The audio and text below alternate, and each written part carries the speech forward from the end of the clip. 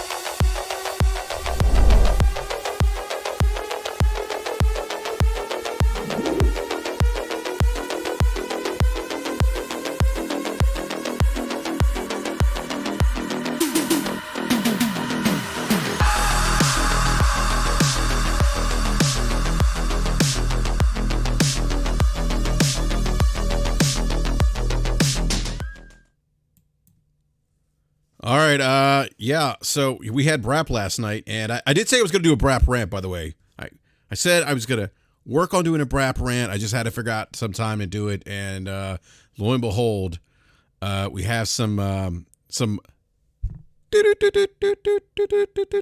Newswire breaking news. Breaking news. Now, Hamp. First of all, let me welcome Hamp. What's up, Hamp? As much, man. Glad to be here. Yeah. It's funny, man. We were saying before we went live that like it's you were talking to your podcast mates, and you were saying that every year it's kind of like it's going to be slow, kind of I think what did you say, unwinding to the end of the year, and then stuff happens. Yeah. You know, in years past, we didn't do it this year, but in years past, we have treated like E3, Summer Game Fest, whatever, like a second job, right? We've watched all the stuff and done tons of commentary, and we've done a podcast like every other night, right, to cover all the stuff. And we didn't do that this year. But after that, we're usually burnt out, and it's tough getting amped back up for the fall. And then we go through the fall, and then we get here we go into Thanksgiving, and like every year we say, nothing big is going to go on. We can kind of take it easy. You know, the news show's not going to be a big deal. But there's always that one company usually that makes stuff pop off. But what I was saying before we went live is usually it's some company like sticking their foot right in a cow patty, making a fool out of themselves, and giving us that one last December scandal. But that's not the case this year. But we still got some big breaking news. Actually, it's good that it actually broke the way it did, because if it had happened yesterday, then Deli wouldn't have been able to talk about it. That's true. You're right. Yeah. Big shout out to Agent Deli, who joined us last night on BRAP. Great conversation, by the way. Suggest you check out last night's show if you haven't done so already. So give me just a second. I'm actually tweeting out the link here. Give me just a second. Can't type. All right.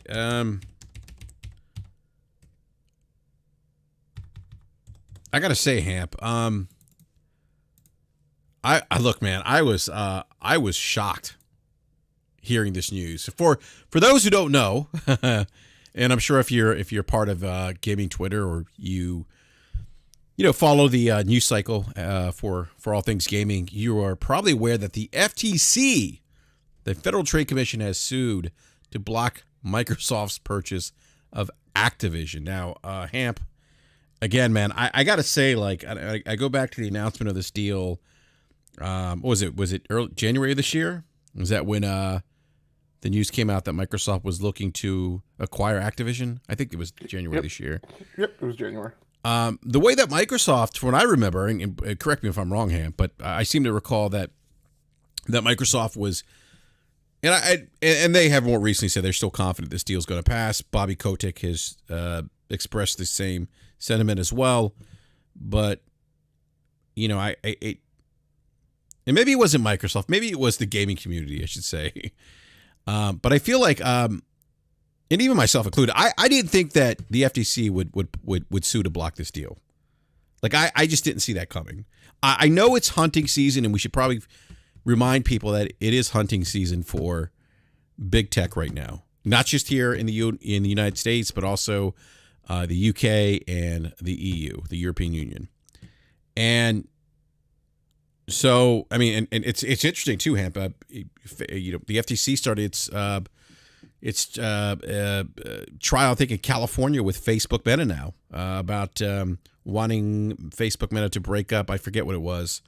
They had approved an acquisition that Facebook made years ago, and now they're saying, "Well, wait a minute, we might need to we need to revisit this."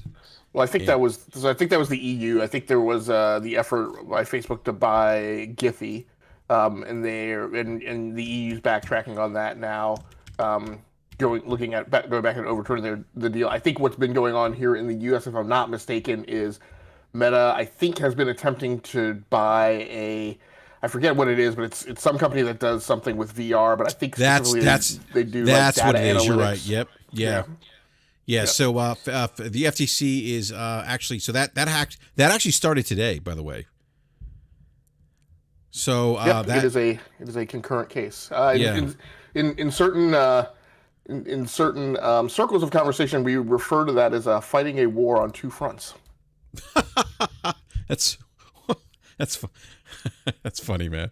No, I mean, look, this thing is very politically charged, by the way. I don't know if you saw Senator Warren's tweet about this. Did you see that? Where she? Oh no, I didn't know that. I didn't know that our congressmen and senators were jumping into the fray now. Well, she was very vocal about this acquisition announcement back in January. And remember, this goes back to when. Yes, I remember I remember the Twitter cesspool that swirled around that very, very well. Remember people getting upset at me for saying that I was because I said, hey, take the best places to work list with a grain of salt. Well, I mean, that was even after an earlier exchange that even brought that up as a point of defense in the first place. And actually, I remember it so well because actually that specific exchange and a few that ensued after that is what drove me off of Twitter and made me kill my original Twitter account before I came back and before I agreed to, and during that time I was also not committing to being on the podcast as a regular host. So, yeah, I remember the scars. Yeah, that was interesting, man. Like it was somebody had called me out for my what was it?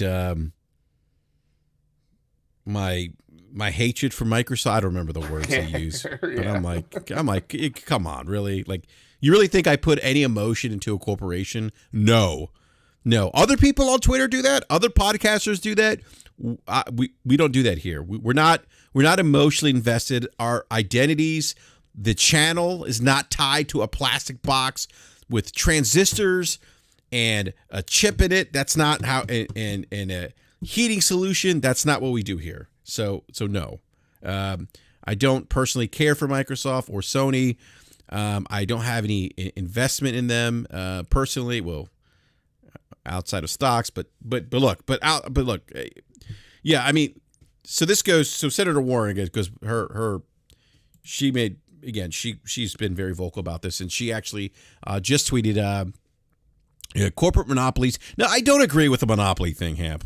I will say that. Like I don't think this is a monopoly. I think we've talked about this before. Like, even if this deal goes through, I think Microsoft is on par now with Sony in terms of revenue and gaming, or are they slightly ahead of them?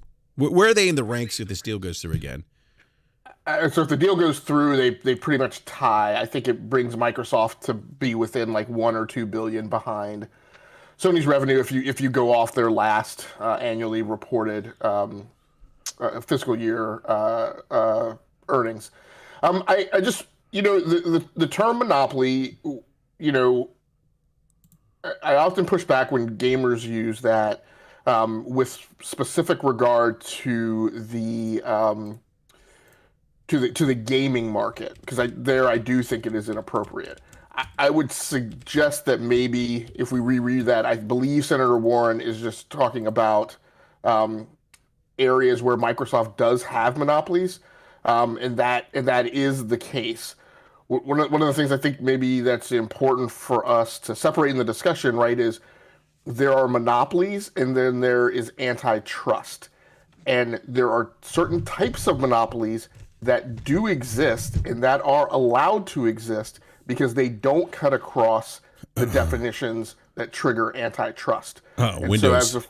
right, and so as a for instance, right, McDonald's. you know, I'm not joking. you know, McDonald's is not monopoly, but no, but all jokes aside, Windows would be an example of an acceptable monopoly. yeah, are very close to it. I think I'd even push harder for that definition in terms of enterprise Office software, right? I mean, Microsoft Office is essentially it. You can't really make an argument that that Apple's iWork is a realistic competitor. You can't really make a suggestion that that Open Office is a realistic competitor, particularly in particular when you have things like in government contracting, right? Certain products have to meet certain stringent compliance requirements in order to receive approval to be deployed on a government enterprise network, right? And Open Office wouldn't meet that requirement, right? And I don't think iWork would either. And so then again, when you focus down on a specific market, you have a very strong definition of an actual monopoly. And again, there are different types of monopolies, and sometimes they're allowed to exist. Sometimes there's a natural monopoly where a company maybe they patented a technology and no one has come up with a competitor. Maybe because they haven't been able to. Maybe because, quite honestly, there's nobody else interested in that particular line of business. Right? Those things are allowed to exist. You have legal monopolies and public or industrial monopolies. These are one of my favorite ones that I talk about all the time. Right? Your internet provider, right? If in your geographic area there's no direct alternative, and no one is allowed to license, right, the bandwidth and the service footprint in that area, that's a public or industrial monopoly and a legalized monopoly. I think that it's wrong. I think that it caused lots of problems in this country before streaming came along. But those are instances where monopolies are allowed to exist. Yeah, that's a great point, Hamp. But let me read this tweet. Corporate monopolies have had free reign to hike prices and harm workers. But now the Biden administration is committed to promoting competition.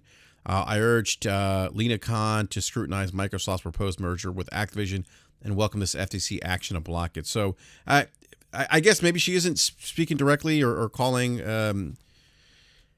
Maybe she's just using monopolies as general terms to just describe, companies that, kind of have free reign to do what they want.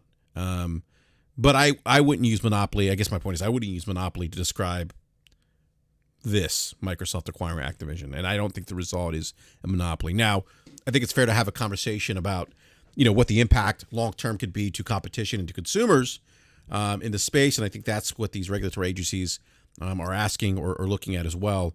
But, Hamp, the one thing that, and I'm going to go on a quick rant here. So the one thing that really just really is weird for me is the emotional outcry. There's one individual in particular I won't mention who is fairly clearly angry at Elizabeth Warren, and I'm just like, why expend this much energy into what she's saying? And this is an adult, and there's other adults who are acting as if Sony and the FTC have done something to personally harm them and their family, and it's weird, man. It's so weird. It's like, why? Adult men. Like, I don't understand what's happening. I think what we're seeing is fascinating. I think it's to have a conversation, and I would say to have a sophisticated conversation around what we're seeing is perfectly fine. But some of the stuff that I'm seeing, and people calling Sony, that they're acting like bitches, and the FTC's corrupt. It's like, I don't. why? Like, people, it's not that serious. It really isn't that serious. And it doesn't personally impact you. The FTC isn't causing harm to you. People are acting like Lena Khan just showed up to their house, and beat up their spouse and took their kids. I mean, it's like, I don't know, man. I don't get it. And some more responses to Elizabeth Warren. One person replied to her and said, that this lets them know that Senator Warren doesn't know what the hell she's talking about. This is more about politics than it is about laws and regulations. Can we take a pause? I just love the notion that that the people who are actually charged with actually operating within an environment to enforce laws and compliance regulations don't know anything about this topical matter. Right? Like, I don't get it. That's the part that kills me. I mean, Elizabeth Warren has been a senator for quite a few years, and I think she sits on one of the committee. I forget what committee she sits on. Yeah, I mean, we dug that up when this whole thing first went down, right back in that scandalous attack of May of 2022. That's scandalous. Yeah, that's how people were treated. Like, oh my God, like what is she doing, Elizabeth Warren? Like, why? Like, right? Yeah, we pulled the thread, and I forget the exact details, but I did the research and found that, like, she sits on the Commerce and Trade.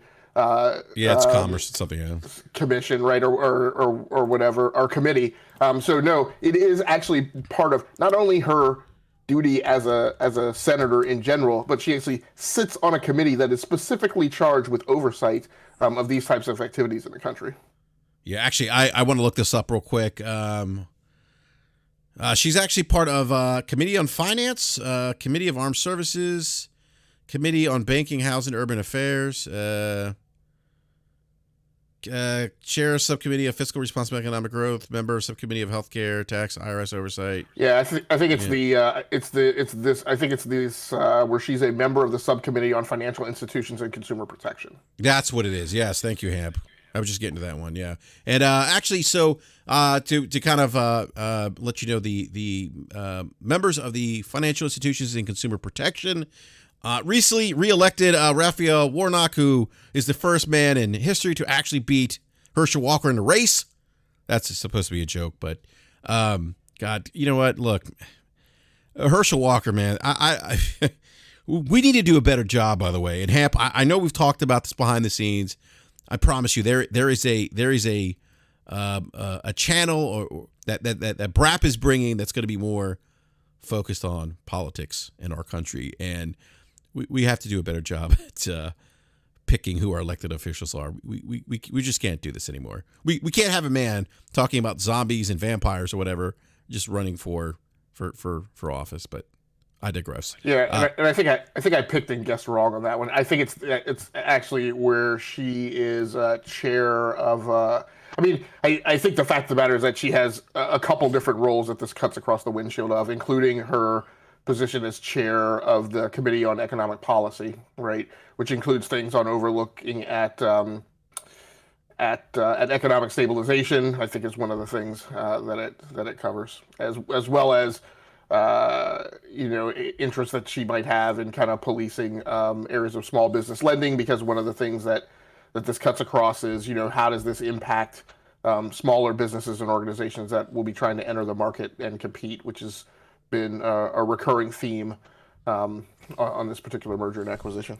Yeah, and I gotta, and just want to read the subcommittee real quick. So we have Raphael Warnock, Robert Menendez, John Tester, Mark Warner, Elizabeth Warren, Catherine Cortez, Chris Van Hollen, who's actually my senator from Maryland, Kristen Sinema, I think, and then some of the ranking members are Republicans: Tom Tillis, Richard Shelby, Tim Scott, Mike Rounds, Bill Haggerty, Cynthia Lummis, Jerry Morgan, Kevin Kramer. So those are the other members of that committee. But yes, that's the committee she's part of, which is why she's speaking on these things. And they also, their jurisdiction is also e-commerce, by the way, Hamp.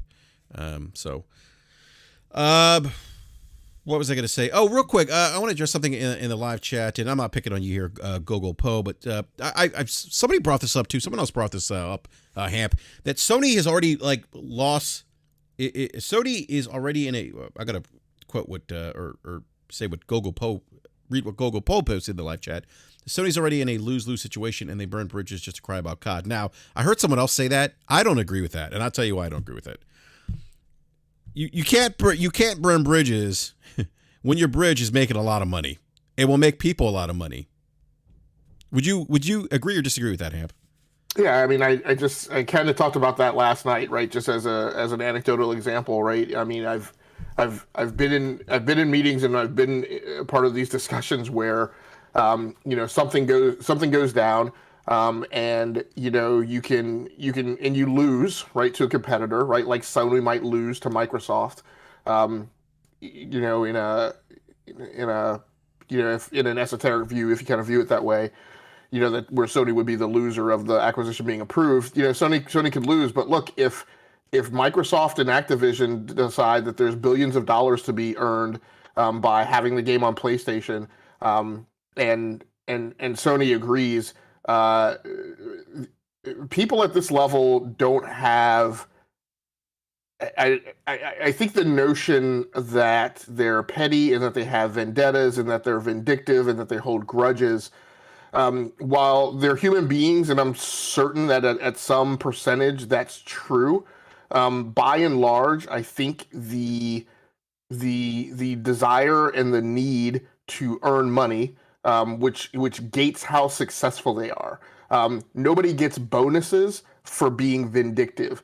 No one's pettiness is not a metric that is typically in our bonus plans. What's in your bonus plan is growth and revenue and earning money. And if you have to get in bed with somebody that the consumers view as an enemy of your corporation, you will do that if that's what it does to drive revenue and drive making money and get you your bonus.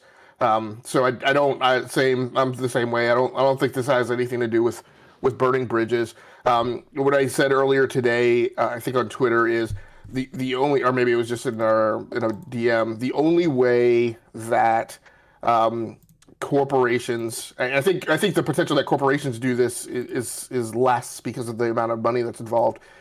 But the only way that a company really vilifies itself and gets people to the point where they don't want to deal with them is when the earning potential doesn't match up to the pain in the ass that it is.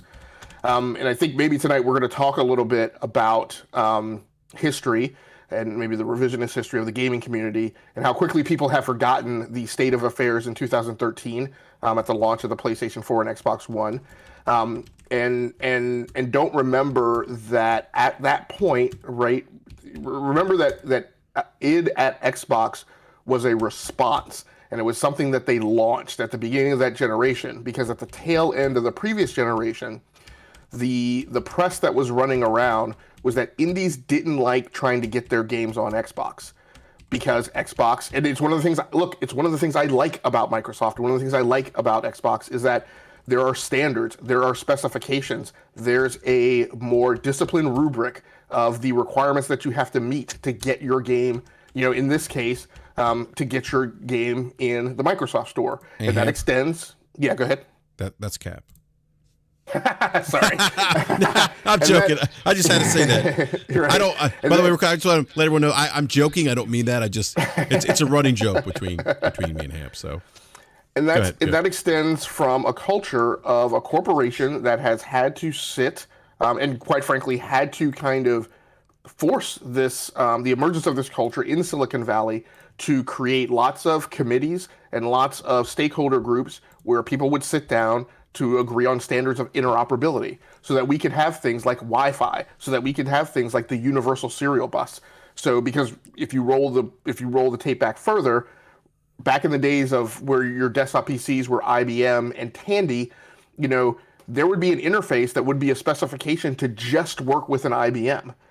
And there would be an interface that would be a specification to just work with a Tandy. So you could just go out and just buy a printer that worked with any desktop PC.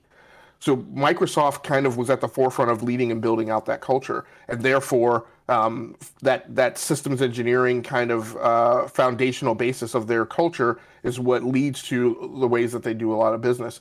The problem with that is that was causing a lot of friction with indies who are small, don't have the patience tolerance, staffing, can't easily meet the LOE to jump over the hurdle, to meet the standards, to get their stuff in Xbox Live Arcade and the Microsoft Store.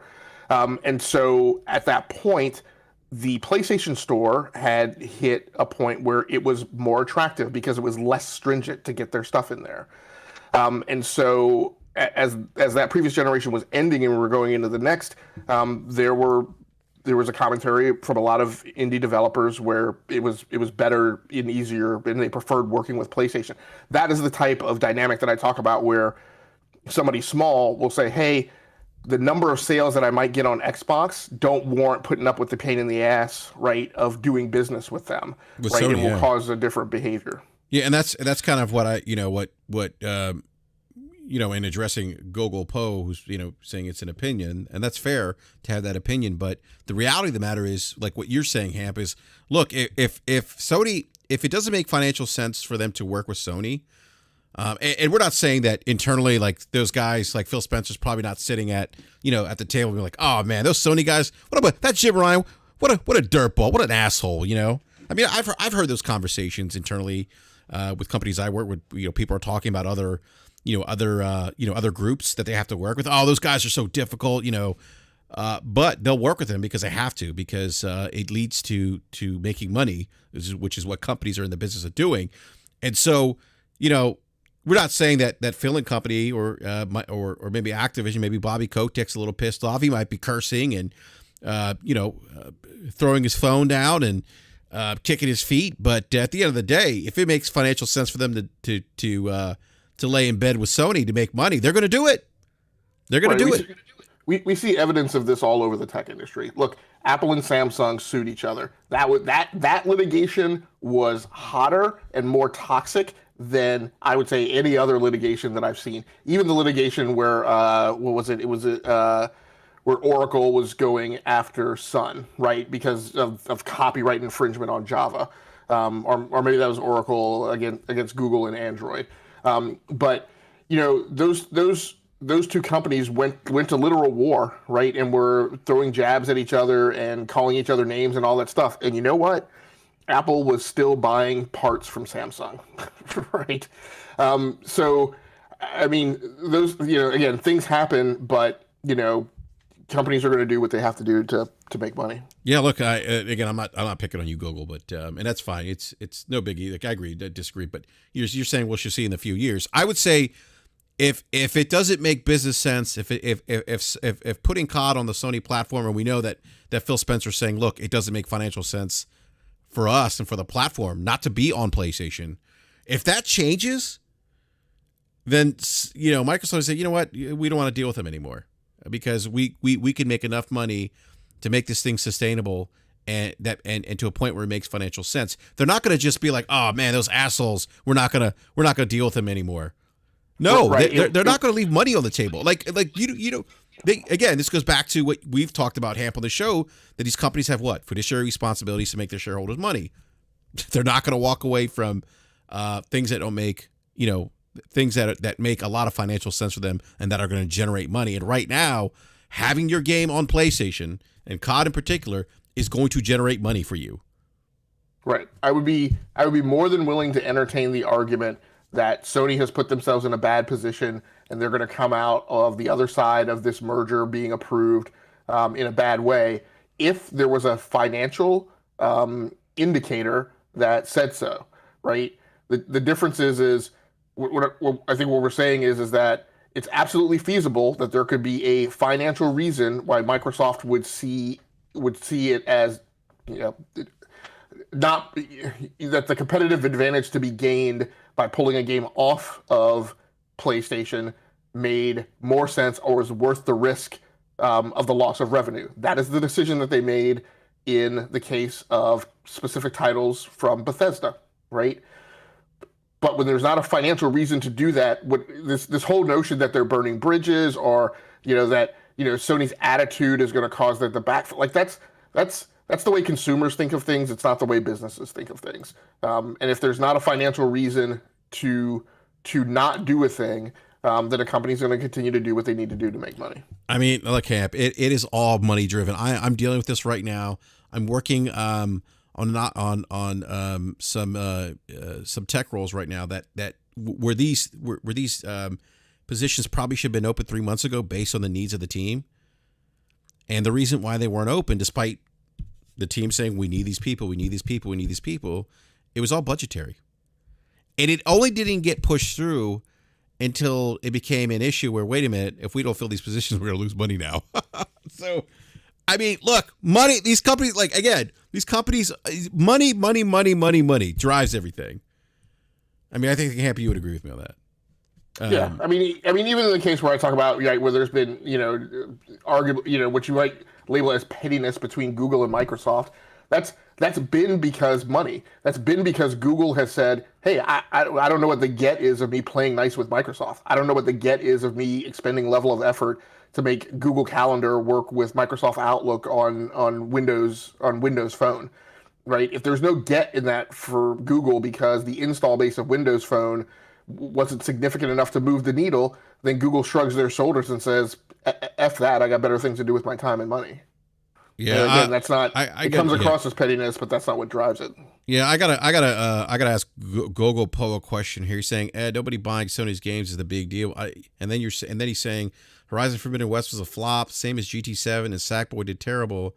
I want those games to be good, but they just flopped hard. I mean, do you know that they've lost money for Sony? I mean, by what metric and by what standard, I guess, would be. Yeah, I mean, question. Because I would say, if you look at earnings reports, again, Sony makes significantly more than Microsoft does, right, in the gaming market.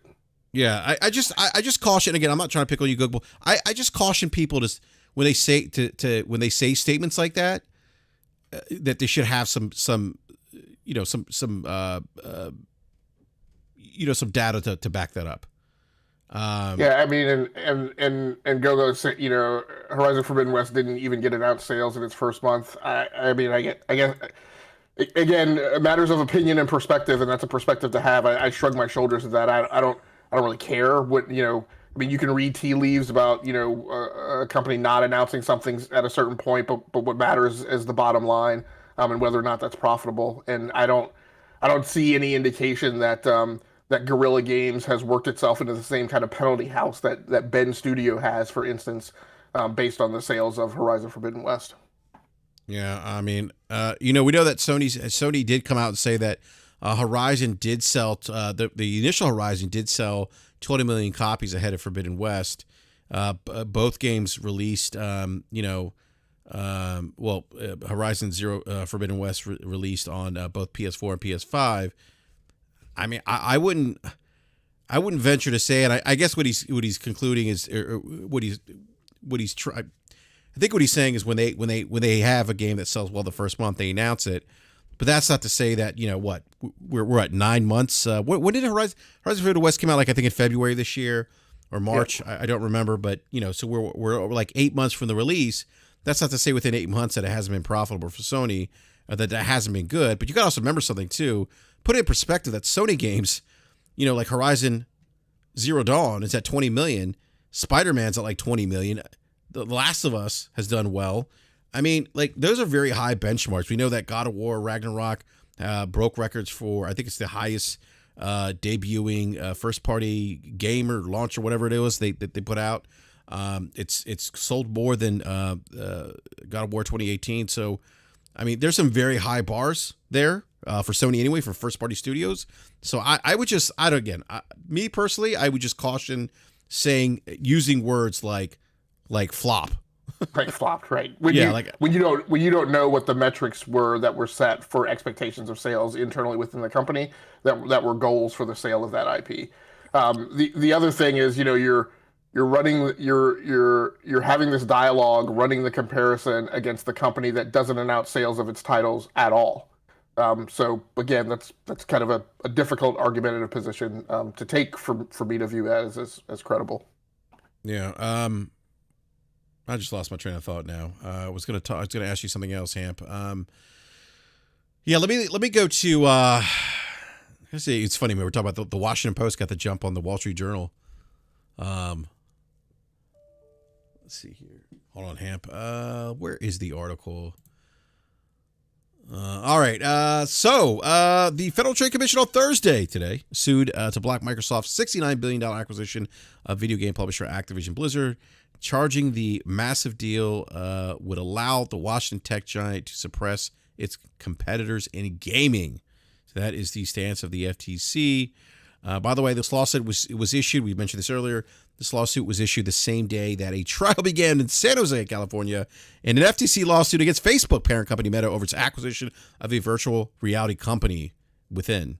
The agency has argued that if companies could be kept separate, they would push each other to develop more features and attract more users, benefiting competition in the future. That's related to Facebook's acquisition of Within. The FTC lawsuit against Microsoft could foil the company's ambitions to become a heavy hitter in gaming frontiers. Activision, as we know, is the owner of Candy Crush, Call of Duty.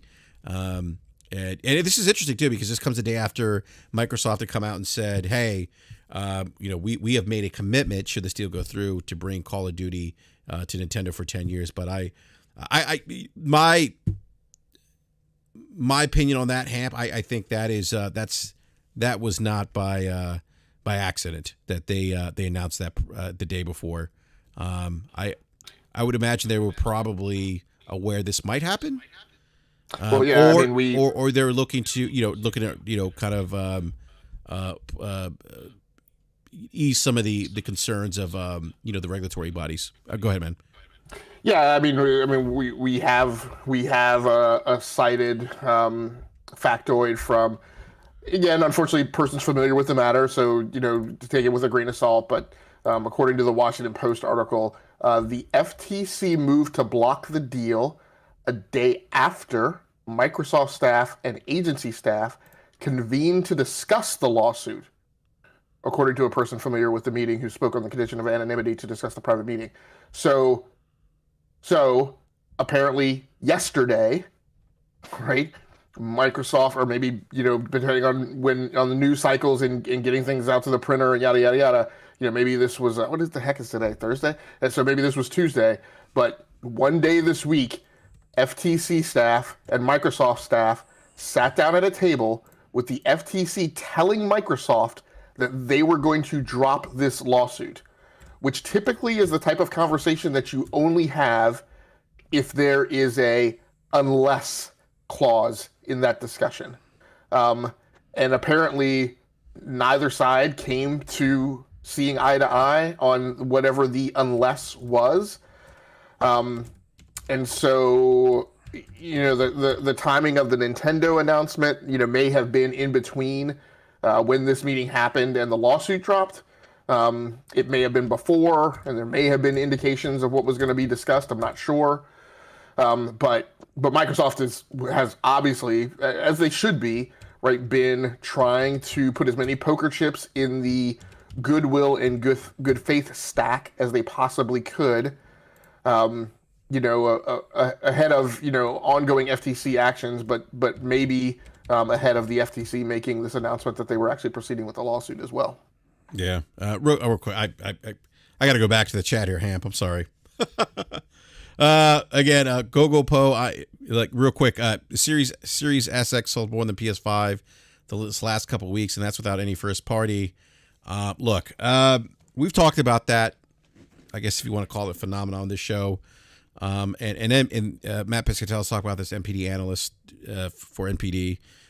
He's an NPD analyst. Look, when Sony doesn't have sufficient inventory at retail on retail shelves, and they can't sell you PS5s, Matt has pretty much said whichever of the two or three can get adequate inventory, they're the ones that are going to sell the most consoles for a specific time frame, whether it's a couple weeks or a month. And when you look at the last couple NPDs, and you look at now that Sony's been able to get more inventory on shelves, Sony has not only sold the most consoles, they've also led in dollars sold. So what does that tell us? It tells us that when Sony has enough inventory, they're outselling the rest of the competition. And when you don't see that happening is when Sony doesn't have sufficient inventory in stock. Now, that's not to say that taking away from what Microsoft's done this generation. I think they've done leaps and bounds better than they did with the Xbox One. I don't think anybody would disagree with that. But I just wanted to provide that perspective because I think it's a little more nuanced than just saying, well, the Series X sold more than PS5 the last couple of weeks. There's a reason behind that. And again, that's not to say Xbox is bad or whatever the case is. It's just there's reasons why these things are happening, is my point. So, sorry, Hamp. Go ahead, man. No, I think I was done. Oh, okay. Yeah, was I reading? And by the way, Gogo, I do appreciate the commentary in the chat, man. I'm not trying to pick on you. I'm trying to get, because this is how my concern with people say things like that is that it becomes a running narrative that's not grounded in any fact, and we've had, NPD analysts talk about this,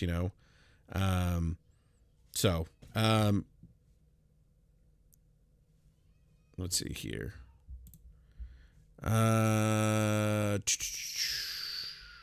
Where was I? No, I lost where I was here in this article.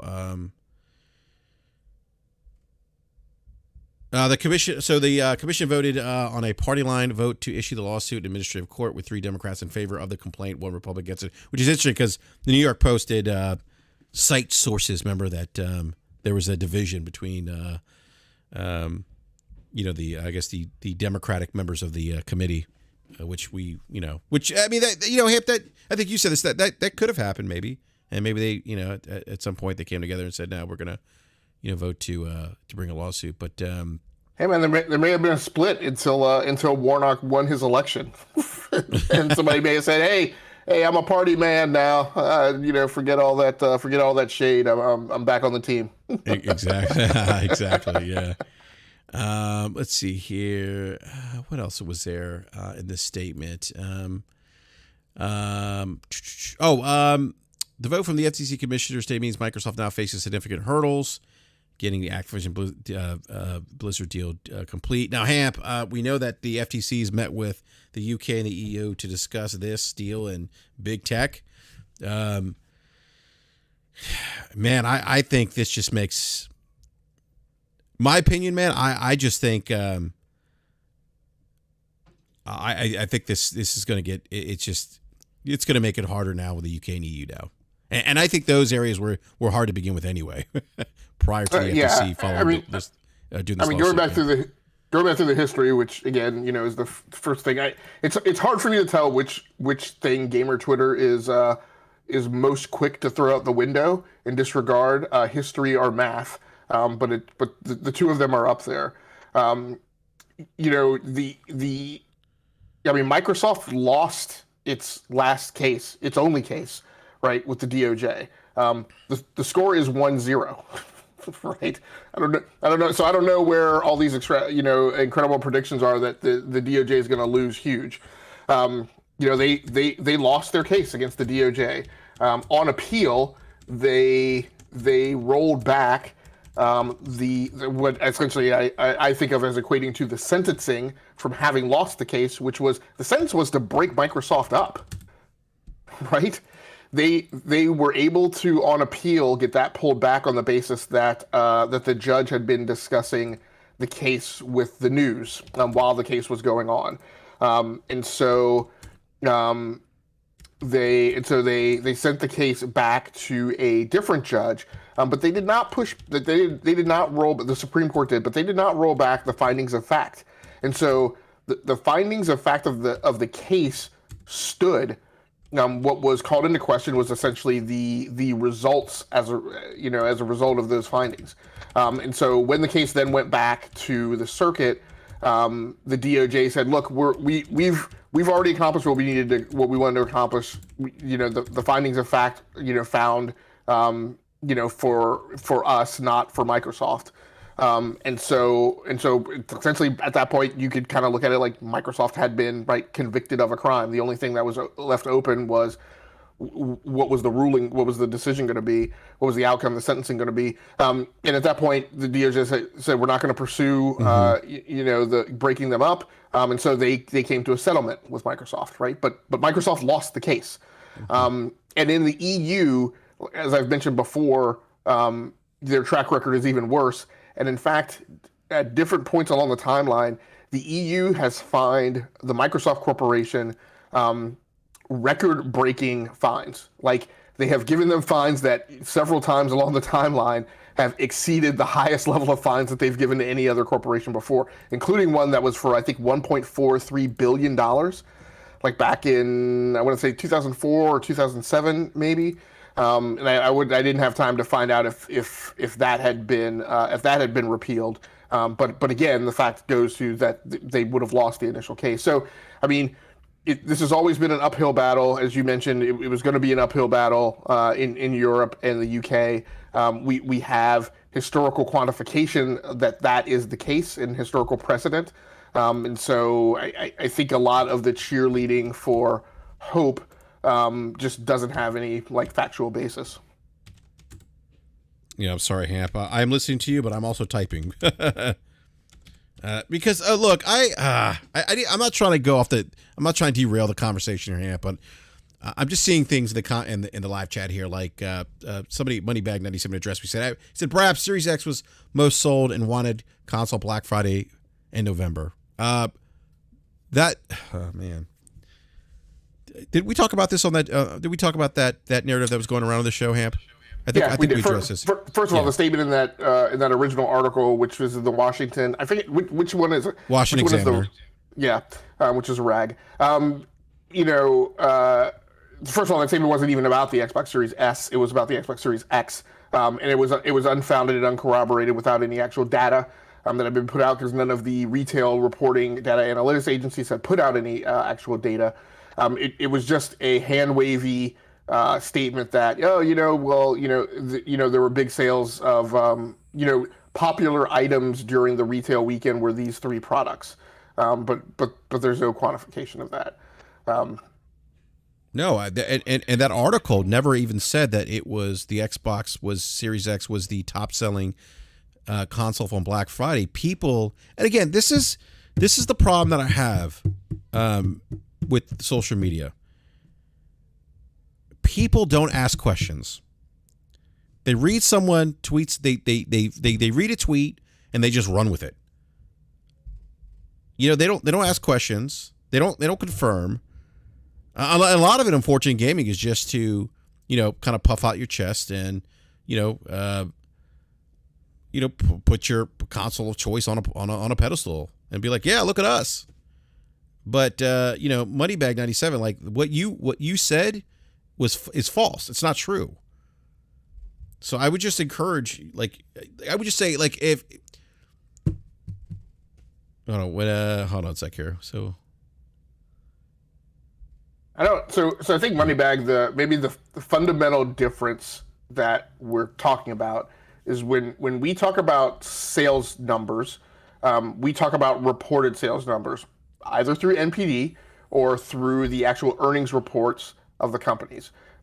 In fact, when I go to pull information, I don't even trust Engadget or damn sure not Windows Central or any of or IGN, right? I go to the actual Microsoft site or the actually Sony site, and I read the actual presentation and I read the actual earnings report. If I don't call in and attend the earnings call, which I've done several times before, that's different than first of all, most people who saw that tweet didn't even go pull the thread on the actual original article. I think this was another one of those. I can't remember if this was another one of those tweets that didn't include the link to the source, which is also kind of a favorite tactic I've noticed on Twitter. But most people didn't follow the link, and most people didn't follow the link and actually thoroughly read the entire article. The point is that the article was hearsay. It didn't cite any actual valid sources, and that's the difference, right? If you're gonna stand on a pedestal and you're gonna stand on a platform and shout to the heavens and set a trash can on fire and insist that something is true, just understand when you come here to this conversation, we're gonna throw that bucket of water out if it doesn't have any actual factual basis behind it. We're not going to do that here. Just like and I frankly have been seeing it for the last 7 years. I'm done with it. I'm tired of it. It's just look. There's information out there that you have access to. That if you take a step back and look, you can kind of, as we say, connect the dots, and it doesn't matter what platform it is or what color its icon is, right? This supposition that look. Here's the somewhat frustrating thing by leveraging that accusation. That 16 million number is a VG charts number, right? Which we have, through much dialogue, have just come to accept because it's the only real one out there, right? And that's being compared to the $24 million number that's been reported for PlayStation, right? So in the absence of any other corroborated information, we've just come to conversationally accept the VG charts number as that's the best indicator of how things are going. So again, it doesn't have to do, if it was that we threw out any supposition that Xbox was doing well, then we would throw out the VG charts number, right? But that's not the case. Yeah, exactly. Let's see. We're gonna go back to this article. The FTC suing. Holly Vadova, director of the FTC's Bureau of Competition, said this in a statement. Microsoft has already shown that it can and will withhold content from its gaming rivals. Today, we seek to stop Microsoft from getting control over a leading independent game studio and using it to harm competition in multiple dynamic and fast-growing gaming markets. Now, Brad Smith of Microsoft replies, "We've committed since day one to addressing competition concerns, including by offering earlier this week proposed concessions to the FTC. While we believe," this is funny, "while we believe in giving peace a chance, we have complete confidence in our case and welcome the opportunity to present in court." So basically saying we're going to war. Yeah, and I have to say, and look, I spend a lot of time studying Microsoft and studying other areas of Microsoft besides just gaming, and following them, and I have been since the late '90s. I have a ton of respect for Brad Smith. He has no Sony equivalent. You learn to notice when Brad Smith is doing a thing and why he's doing it. I have to honestly admit, this is the first time that I question whether or not that statement is a misstep. I don't know that the suggestion that we're going to war with the DOJ is a particularly smart move. So it'll be interesting to see how it plays out. I noticed that maybe he very carefully, calculatedly did not use the exact term "going to war." That he used the opposite. But I don't know that such an aggressive stance in the current environment is necessarily the thing to do. Yeah. I was kind of surprised. I was surprised by that, by him saying, while we believe in giving peace a chance, that was kind of like, okay, FTC, you want to dance a stance.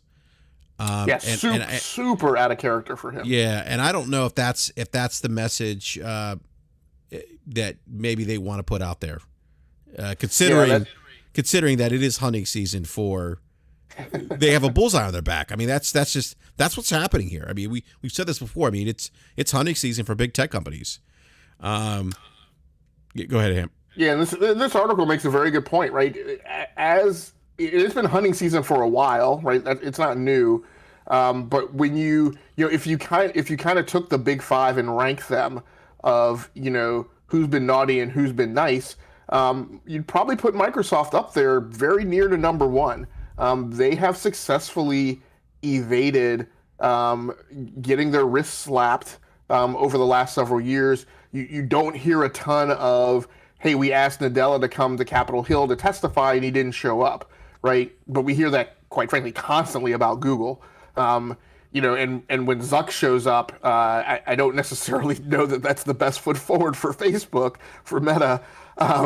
So Microsoft has not had as large a target on their back as Meta, as Amazon, even as Apple sometimes for its overseas dealings, and it's bearing money over in Ireland.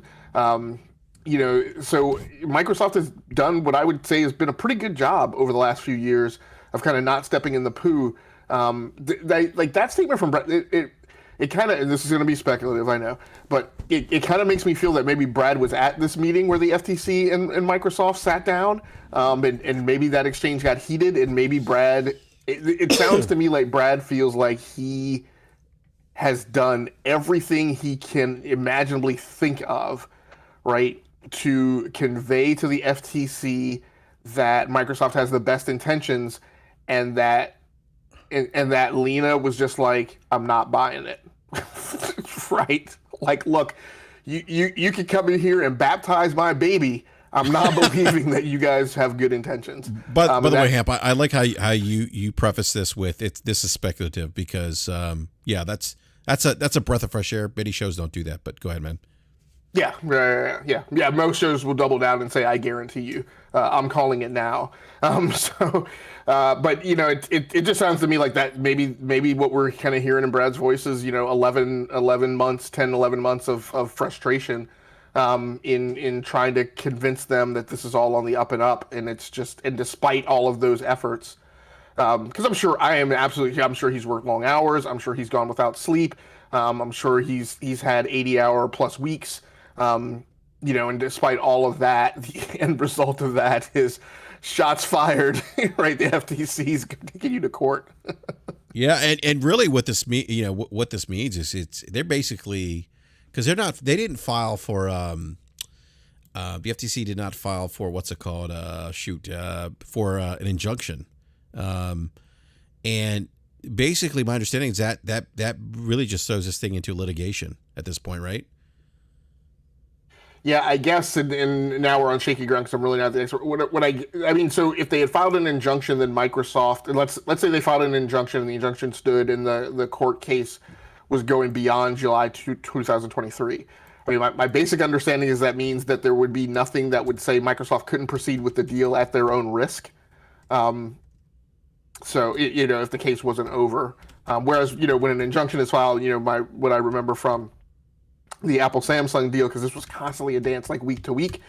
It's at certain points like the iPhone went off sale, right, in certain countries, until they could proceed past the litigation, and they went back and forth several times on the injunction being lifted and the injunction being put back in place. And I'm sorry, not iPhone.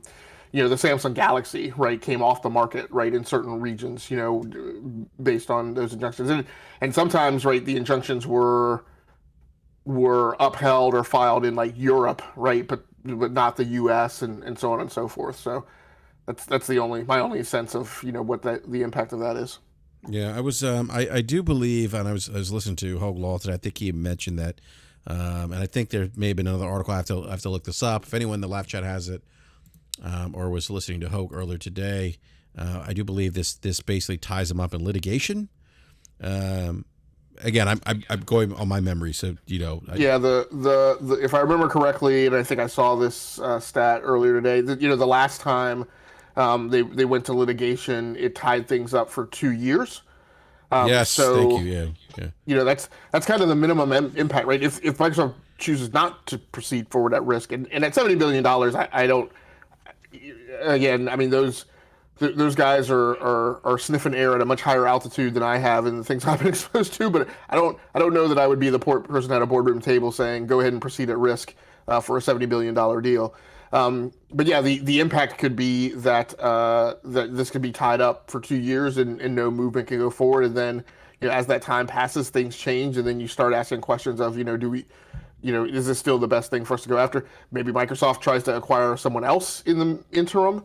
That's not a problem, and maybe after some number of additional acquisitions, they just go, we don't know that COD has the same relevance anymore. I don't know. Yeah, I mean that's a fair point. I mean, if this thing gets tied up, and actually play a player just confirmed that Hogue did say it could be tied up for years, and I thought I read that as well. But that could present, and that's a great point, a situation where Microsoft may not if this thing gets locked up in litigation for years, and we know that the FTC, the federal government's got abundant resources too, you know, that Microsoft may look at this and the people, you know, watching the money may say, you know what, it may not be in our best interest, financially speaking, to pursue this deal anymore. It's just not worth the risk or the litigation, the money that we're investing to try to get this deal through. We may just, you know, because I do believe, if I'm not mistaken, I have to go back and look at this, but you're right. It is $2 billion if this deal doesn't go through that Microsoft has to pay Activision. But doesn't that, I think, and I got to go back. I don't remember. I should have pulled this up. And again, I could be wrong, but I thought that, and we'll have to go back and look at this, but I thought that there was increases in terms of what Microsoft would owe them as, you know, the longer this thing went out. But I need to go back and confirm that. I feel like I read that somewhere, but yeah, I don't know. But I think that's a great point though, Ham, that they definitely could go back. Microsoft could go back and say, you know what, maybe this doesn't make sense for us, you know, and you know, and the, you know, the same token, maybe COD doesn't perform as well, and it's not as valuable anymore, or Activision isn't as valuable as it was when they first made the deal. I mean, those things could happen. I'm not saying they're going to definitely happen, but you know, but those. Now, Moneybag 97 says it increases over months. So Moneybag. Do you have an art? I got to Google this now, man. Now this is bugging me.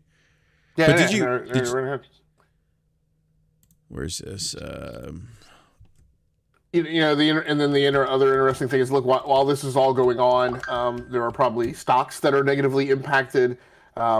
You know, that could cause devaluation, right, of Activision along the way. There could be impacts to Microsoft's cash position. You know, the longer this thing goes on, the more opportunity there is for, you know, dynamics to change, and particularly financial outlooks to change. Would inflation impact this? Like, assuming inflation's still an issue? I don't think it would move the needle significantly. All right, I'm trying to look for this. You know, but you know, while you're looking at, you know, the other thing that could happen is, you know, while the FTC is suing Microsoft, that may not be what the EU does. That may not be what UK does. They may come to settlements and agreements of compromises. You know, that could also impact the dynamic. One thing that I wouldn't hold on to hope for is I wouldn't hold on to hope of Lina Khan going away. Again, the terms of FTC commissioners are 7 years. So even if you know, while this thing is tied up in litigation, the administrations change. You know, unless a super heavy-handed, like, Republican administration takes over, that really drives the FTC, you know, off this particular pillar. You know, the chances and likelihood are that this thing is going to go on for a while, and the FTC is going to stick to their guns. Yeah, I'm trying to see. I don't see anything about. I see the $3 billion that Microsoft would owe if the deal doesn't go through. Well, let's see here. Up to $3. Okay, it's $2.27 billion. Let's see here. Yeah, I'm not finding it, but I thought I did read that somewhere at one point. You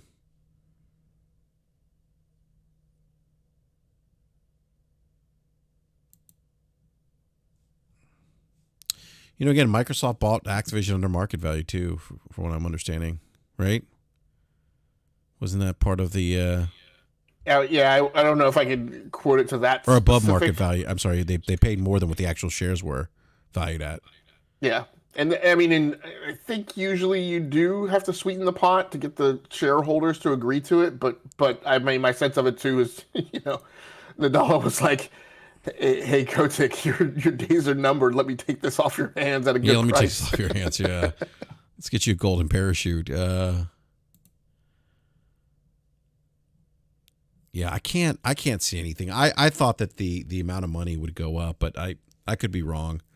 But yeah, I mean, this presumably ties this deal up in litigation for, it could be years. And that's going to be interesting to see if Microsoft again changes their mind, their perception of whether or not they feel like this deal's worth it. So What's up, Gaming Forte? Forte says it's $2 billion right now, but increases to $3 billion if the deal isn't completed by a certain date. $3 billion is the max. Okay, thank you for that, Forte. Thank you, sir. Yeah, player saying it's after January 18th, it's $2.5 billion. Okay, that's good to know. Thank you for that clarification, Forte, and player. So thank you. Let's see here. There were some other comments. Let me see here.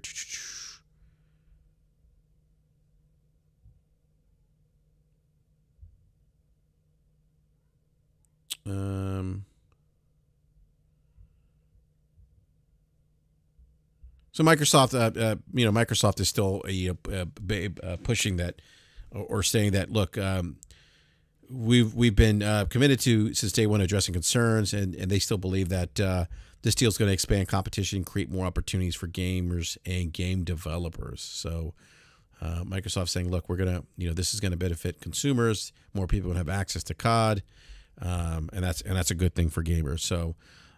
But the FTC is also alleging that Microsoft, that this deal would allow Microsoft to suppress competitors to its Xbox gaming console and its rapidly growing subscription content and cloud gaming business. And we talked about that, the leveraging of adjacencies, Hamp, where that part of the concern, it's not just about COD, it's about Microsoft coming in, leveraging its cloud business, and getting, this massive publisher. And arguably it was probably one of the biggest, gaming franchises in the world, and what that means for competition or future competition in that subscription cloud gaming space. Now, Ham, and I think I haven't seen a lot of people talk about that, but could you kind of elaborate that a little bit more? Because I know we've talked about it, but I'm not so sure if we talked about it recently. But could you kind of talk about that piece a little bit more and why the regulatory agencies are looking at that?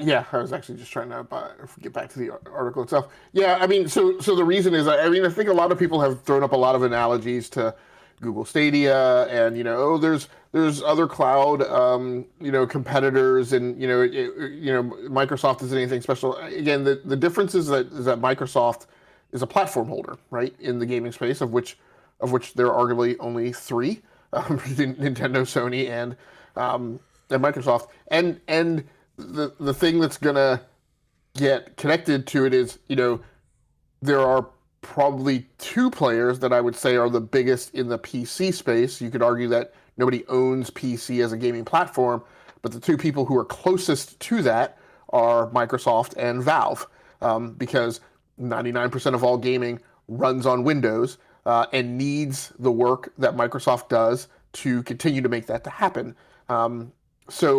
Because without Microsoft kind of doing that, and DirectX wasn't always free. It used to be licensed. People used to have to pay for it. Without Microsoft doing that work, gaming on PC doesn't happen. Some people will say, well, Valve is doing Steam Deck, and again, when you're playing a game on Steam Deck, and you're playing it through Proton, you are not playing any like Linux variant or version of the game. You're playing the Windows version of the game. You're just playing it over an abstraction layer that takes care of all the interpretations that are necessary to the Linux kernel. Those are the types of things that they're going to look at. Microsoft is also, the second largest cloud provider behind Amazon, and so, what the regulatory agencies are looking at is whether or not, by virtue of owning a gaming platform, being one of the largest players in the PC gaming space, being the second largest cloud provider, can you collectively leverage those three strengths to create a more aggressive, more powerful cloud game streaming competitive position than other people? And you can't really say, well, Sony has a streaming strategy too. Yes, but when Sony wants to run cloud workloads, who do they pay? They pay Microsoft. You've got GeForce Now and you've got Luna, but those two companies don't also own console platforms. And Nvidia, I'm sure it has deals where it's got to pay somebody for cloud workloads and has to give something to people in terms of cloud spend. Arguably, it's probably super discounted. And probably some of it runs on some infrastructure that NVIDIA owns directly. and services over, its own thing that it's rolling out now called the GDN. We've had CDNs for a while now for streaming video, and now games. But now for graphics processing, NVIDIA is rolling out the GDN, the graphics delivery network. So, but the point is those two companies aren't console platform owners, and neither of those two companies are also trying to buy Activision, right, or any other large publisher that occupies the center of mass and gravity that Call of Duty does, and the rest of Activision's properties do. So that's why another reason for the heavy scrutiny on Microsoft, and the difference of opinion that the regulatory agencies have with regards to Microsoft in this play, right, versus other players on the market. Yeah, one of the other things that the FTC stated too, Hamp, is that Microsoft decided to make several of Bethesda's titles, including Starfield and Redfield, Microsoft exclusives, despite assurances that it had given to European antitrust authorities that it had no incentive to withhold games for rival consoles. Now, I don't recall, and I'd have to do a little more research on this, but I'll speak to what Phil Spencer said about Bethesda, at least here in the U.S., that some games would remain on, multiple platforms, those games that have communities built around them, like the Elder Scrolls Online, and that other games would remain, would become exclusive to the Xbox. I got to look this up because I don't recall reading anything that they gave assurances to the European Union that, that Bethesda titles wouldn't be withheld from rival consoles. Right, but that's also because there wasn't a ton of reporting that I remember where those conversations were made public. What I recall is what got reported were public statements that Microsoft made in the U.S., but the specific hearings and the specific things that were under consideration in the EU and those specific conversations, as far as I know, weren't spoken to directly. I know that the FTC is not the only regulatory commission and agency that has made comment about assurances that were given in those conversations between Microsoft and the EU, including the EU Commission itself, who has cited that there were specific conversations they had with Microsoft where they were given the impression that things weren't going to be taken off of the PlayStation platform. And that's one of the things that has the EU Commission all spooled up, is because what they're citing is they were told one thing before, and right now they don't feel like they have a reason to believe the same thing, the second time around. Interesting. And, wow. and Viper XT is saying that's no worse. And I'm not sure if Viper XT is. I often make this mistake with the chat. Maybe sometimes a comment that's made isn't specific about what I was saying, but is about something else they were saying to somebody in chat. But let me say, as far as what I was saying about how Microsoft can leverage its strengths, it is extremely different than Sony leveraging their position as the market leader. Again, when Sony leverages their position as the market leader in the gaming market, they are leveraging that strength as the gaming market leader. We have no evidence or no commentary about Sony saying, hey, we're the number one TV provider, and I don't know, we can guarantee you greater compatibility with Sony Bravia TVs, and we'll engage with you, partner with you in a go-to-market strategy that bundles your title with Bravia TVs and gets you a discount, right? Sony doesn't have adjacencies to leverage directly in the gaming market space, and has not been, and even if they did, has not been doing that, at least as far as we've heard reported, to gain a better competitive position. Again, one of the things we have to look at is history, right, and recent events and facts that have been corroborated, right? Fact: Microsoft raised prices on Office 365 in the EU to customers who didn't have Office 365 hosted on Azure. That is a thing that will get you in trouble, right? Because you're taking the cloud business and its strength of competitive position and your enterprise Office business, two separate businesses, and you are converging the strengths of those two as the market leader in those spaces to now crowbar people into a position where you can raise prices. That is the type of scenario that people are talking about, and Sony does not have a similar play in that fashion. That's actually a great point, Hamp. Hold on a sec. I'm trying to Google.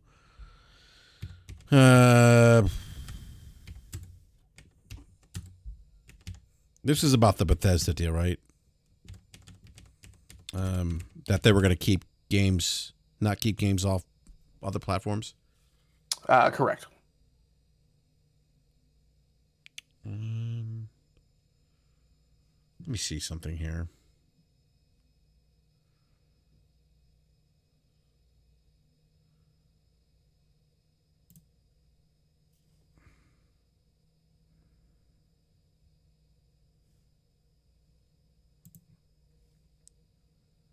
Microsoft, EU approves. Let's see here. EU approves Bethesda acquisition. It clears Bethesda. Wow, that's funny, man. But Bethesda was the largest acquisition in Microsoft history. Was. Let's see. These Microsoft announced ZeniMax. Bethesda's okay. Microsoft. Yeah, there's no. I know the FTC is saying that Microsoft in fact told the EU that they wouldn't take games off other platforms, Bethesda games. Let's see here.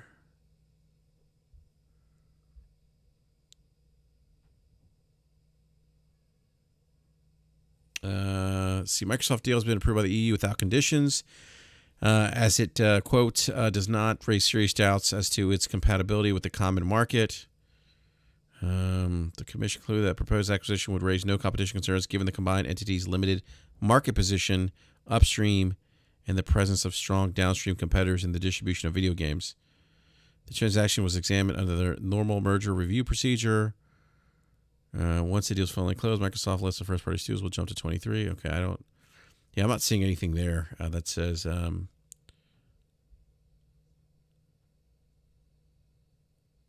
Yeah, I don't know, Hamp. Yeah. Yeah. I mean, you're saying you saw or you read that they had said that to the EU, or that the EU had put out that Microsoft had made. Yes, I said part of the EU's findings or statements that it released because they were going around phase 2 of the scrutiny was also because of the same soundbite, right? Because they had been given assurances that Microsoft wasn't going to take things off of platforms before, and that Microsoft had shown a penchant that it would do exactly the same thing. Like that statement in the Washington Post reads almost nearly word for word what I remember seeing in the EU statement as well. And the CMAs too. So Microsoft had made assurances to the EU and the CMA that they wouldn't be taking any Bethesda games away, and they did that. I don't know if their conversation with the EU was that super specific. I just know that I believe all three of those commissions are saying the same thing, that the EU was given assurances that the games weren't going to come off. So I don't know if that actually happened before. What I'm saying is what I know now is that I believe all three of those commissions are saying that the same historical exchange between Microsoft and the EU happened. Gotcha. And okay. and it is part of the reasoning behind the formalization of their current opinions. Yeah. Real quick, Hamp, want to read one more tweet before we wrap the show because the Game Awards are going live here in like 10 minutes. And Stray's going to win Game of the Year. Lulu Misserve, who is the EV Corporate Affairs and CCO Activision Blizzard, on Twitter said the FTC's job is to protect consumers, not competitors. Their job is to protect competition too. This vote departs from precedent, but the law hasn't changed. Any claim the deal is anti-competitive ignores facts. The deal benefits gamers in the industry, especially given competition from abroad. We look forward to proving our case in court and closing our deal with Microsoft. So that was from Activision. Let's see. What did she tweet something else out? No, I think that's. Yeah, well, I mean, I'm sorry, I'm not taking anything that any Activision executive says. Yeah, I mean, I wouldn't expect them to say otherwise. I mean, that's They got a deal to close. They're going to make money from that deal. I don't expect them to be like, yeah, you know what? The FTC might have something here. You know, right. Yeah, I'm not surprised.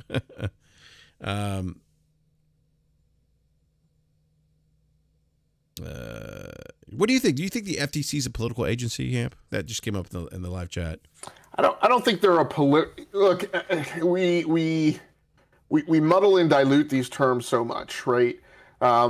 There's my perception is there's a penchant in the discussion of things today to basically say that everything is politics, and I don't think that's the case. I think that the FTC is charged with establishing and enforcing rubrics of compliance in accordance with law. Hold on real quick. Hey, by the way, Guardian Black, if you're so like, first of all, Guardian Black, if you have something that you want to hop into the podcast and talk about, and you are knowledgeable, please feel free to join. Seriously. But what you're not going to do is criticize people on the show and be like, oh, here we go, he's going to start spewing nonsense again. Like, because if you have something smarter to say, if you have some infinite wisdom we're not aware about, by all means, I will send you an invitation to join the show. So go ahead, Hamp. Yep. So look, the FTC has a mandate, right, to enforce compliance with regulations and law in terms of trade and commerce. And I don't think that it's beyond the FTC in this case to have filed the lawsuit with, not more than a 51% chance of believing that they'll win, but to send a signal, right, to big tech that these types of things are just going to be pass-throughs and rollovers anymore. I think that's part of their mandate. I don't necessarily believe that is the case. I personally don't think that they would have gone down this path without vigorous agreement from the Department of Justice, without vigorous agreement from lots of additional players, including members of Congress, et cetera, that they were going to be able to prosecute this matter to the fullest extent of the law. I think they would have gotten all their ducks in a row and gotten set up with the backing that they needed to make this a viable case and not a waste of people's time. But like I said, I think regardless, I think that there has been a perceived need on Capitol Hill, again, to send a very strong signal to the Big Five that things aren't going to be a pass-through and a rollover. And I think that's part of what we're seeing here, but also part of what we're seeing in terms of the pushback on Meta buying the VR company right out in California. Yeah.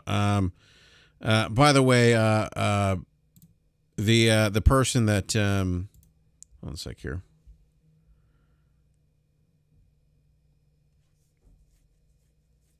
Yeah, and Guardian Black, I don't know what you're talking about. He's talking about Noah Phillips. Noah Phillips, who stepped down from the. He was a Republican who stepped down from the agency, and he's a Federal Trade Commissioner. Noah Phillips will step down from his position Friday, leaving a Republican vacancy at the Antitrust Consumer Agency. That's what he's talking. That happened. He joined in 2018. This happened in October of this year. That's what he's referring to. Yeah, I don't know. I don't know that I necessarily care. The fact of the matter is that the FTC has a job to do, and that is why they're filing the lawsuit. Yeah, I mean that's. And again, we can make up all sorts of conspiracy theories and play Perry Mason and Matlock and come up with all this, quite frankly, bullshit, about why this is being done. Who cares, right? The fact of the matter, where you're talking about people being up here spewing nonsense, is that Microsoft is getting sued. Period. The reasons for that have been listed. Period. It's going to court. Period. So I don't know why the gaming community is spending so much effort arguing about why this should be going to court at all. It's going to court. Yeah. No. Yeah. I mean that's the point. I mean, and even if they did replace him, it would have changed the outcome anyway. And let's just say they replaced him with another Republican, the votes still would have. But it would have been 3-2. Who cares? It would have been 3-2. I mean, so it's just it's a moot point, and it's probably that comment's probably I don't know. Maybe it's you're jumping into the lake of conspiracies. I don't know, Gary, but look, man. There's plenty of podcasts on YouTube that sit Pabst Blue Ribbon and have backyard wrestling level freaking gaming conversations, and you can go listen to those. But that's not what we do here. No, it's not what we do here at all. No. But I will say this though. But there is something to be said though, Hamp. I do think like with administrations. I mean, Republican administration, different priorities. I think the Republicans, and I think we saw this with Trump, the last Republican administration, from what I see with part of the. Yeah, I'm sorry, Brad. So Garden Black, I see your point, but here's one thing that I guess that would be prominent in my mind is you're saying you're concerned that they're wasting taxpayers' money and we're paying for it, yada yada yada. Don't wipe away the fact that the tech industry spent tons of time on Capitol Hill under the Trump administration. I would say significantly more than I've seen them spend now, right? Apple, Facebook, Google, all those guys were on Capitol Hill, first of all, in the wake of the election, right? Concerning all of the, alleged infiltration of social media networks from Russian operatives, from national actors. They've been on Capitol Hill about reasons of, things of privacy. Remember, Meta was on Capitol Hill for an extended period of time because they were being sued for releasing, I can't remember the exact parameters of the case, but, releasing the data to the political analytics company or whatever, how they were using people's data from Facebook and passing that information to other people. So it's not like matters of the Big Five are suddenly out of nowhere causing them to occupy a lot of the government's time. They've been occupying a lot of the government's time for different reasons, admittedly. But remember, Apple spent a significant amount of time, right, with the government because the government was trying to push them to get that Foxconn plant open in Wisconsin and move their manufacturing to the U.S. And don't forget, that freaking Foxconn plant is sitting in Wisconsin now, consuming billions of taxpayer dollars, doing absolutely nothing. They've produced absolutely nothing out of that manufacturing plant. So I get your concern. I'd be outraged and upset too. But that is not a Democrat. That is not a partisan issue. That crap has been going on for both sides the entire time for different reasons. But the expenditure and the end result is the same. U.S. taxpayers are paying for it, right? I think what I consider is what are U.S. taxpayers getting out of it, and I'm certainly not getting anything out of that Foxconn plant sitting in Wisconsin. Yeah, and I by the way, like I'm not saying you're not concerned about your taxpayers, your tax dollars being spent, but I've seen that pop up more recently as a talking point.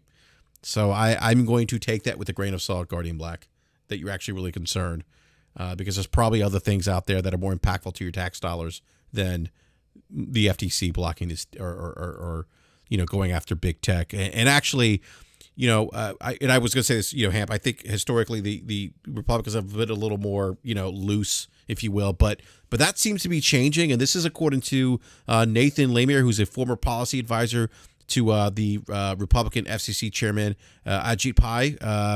He said that the views on reining in tech giants have dramatically changed in recent years, shifting away from a more laissez-faire approach to one filled with skepticism of industry titans, and that's within the Republican Party now. So yeah, and I mean I would say that the Republicans have been, here we go talking about politics. I would say that the Republicans are more hands off on particular issues, but not overall. Because let's again remember, it was the Republicans who wanted Apple's money repatriated back from Ireland, right, in its tax haven. Again, that. Yes, they're partisan in terms of which issues they go after, but all of them have been going after big tech for the last 10 to 15 years over different topics. And privacy is one issue that both political parties have been after big tech about. And that's probably the one thing that constantly gets all of them in trouble, right? So I don't know. I wouldn't look at this as this is a Biden thing or this is the Democrats. Because even if it was the Republicans, there would be an issue that would be occupying the same kind of amount of space, maybe a different issue, but it would still be getting taken up. Because the simple fact of the matter is that big tech occupies a larger center of gravity now in the U.S. economy than, it's no longer the Exxons and other companies of that nature in other industries that occupy that space. It's now big tech, and big tech occupies arguably even more sway over the U.S. populace and the economy than those companies did, and they're much more fluid and adaptable and capable of Exxon's not going to re-engineer itself to become a prominent company after their prominent position in the U.S. economy has waned, right? But these tech companies adapt, and they can adapt very quickly, and they can maintain that center of prominence for an incredibly long period of time, and they can leverage a lot more strength than some of those older companies could. So I think my belief is that unilaterally, both on the Republican and Democratic side, they see, which I think is part of the article you were reading, they see big tech, and particularly those big five, as a different type of economic force than companies have in the past. And right now, they're going to be pursued and bird dogged and heavily scrutinized about tons of things by both parties, regardless of which administration is in power. Yeah. Hamp, on that note, I want to wrap up the show because the Game Awards are starting right now. And I'm gonna cheer when Stray is announced Game of the Year. So, but Hamp, thank you again for your time, and I appreciate you hopping on and doing this BRAP rant with me. And big thank you to everyone in the live chat. We really appreciate you guys coming by, and Double M says, I hope it goes out to court. Everyone, dirty laundry's coming out. I don't know. Maybe. We'll see. But no, thank you everyone for watching the show. Appreciate it. Go watch the Game Awards, and we'll catch you next time. Thank you.